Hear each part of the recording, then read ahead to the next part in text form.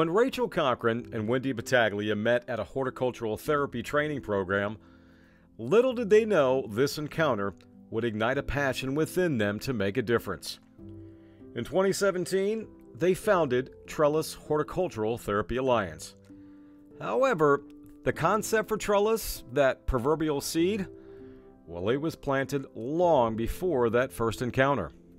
Back when my children were in elementary school, we did school gardens were and still are very popular. And we had just finished building some raised beds at their elementary school, and we had spread all the wood chips around, finishing the garden space. And at the end, a special ed teacher came out and said, "Is there any way for my kids to get involved?" And I literally, my mouth dropped, and I'm thinking, you know, I never once considered a child that couldn't get around this garden space. And from that day forward, I kept that in my mind thinking, you know, gardens should really be accessible to everyone. Together, Rachel and Wendy created a service that supports, educates, and guides organizations and individuals through therapeutic gardening programs in accessible garden spaces. Oh, look at that! On this day, we found Rachel fine-tuning what many are calling a groundbreaking project, the Ability Garden at Collinwold Fine Arts Center, the first wheelchair-accessible garden in Atlanta. Research has shown that gardening is a powerful tool when it comes to combating isolation and building self-confidence. Trellis addresses the physical, mental, and cognitive health of various groups, including those experiencing mental health disorders, or, in the case of Leroy Thompson, living with a long-term disability. I never questioned why me. And I do know a lot of people ask those questions, like, why me? I look at it like this.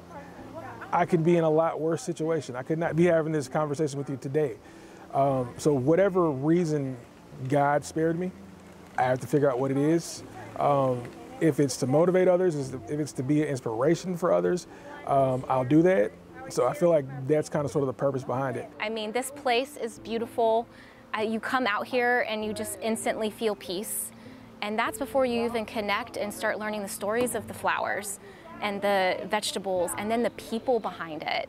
Rachel and Wendy, oh my goodness, they are such a blessing to this profession. I came in this scared to ask questions, and they just opened the door. They took the time to talk to me on the phone, get me in. They invited me out here, and I just saw instantly how warm they were, and their sessions just are proof of the lives they're helping change.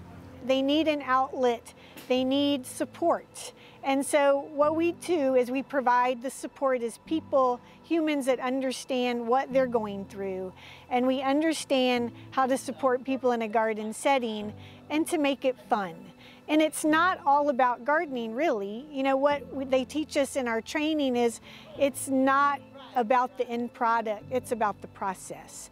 And our process is getting people excited about being outdoors, getting excited about this new learning potential that can be a recreation for them, and getting people together that have a shared history of injury or trauma and connecting those people so they feel like they are whole again and I'm normal, I'm out in the public, I have people that understand me that I feel comfortable with, and I want them to have a good time.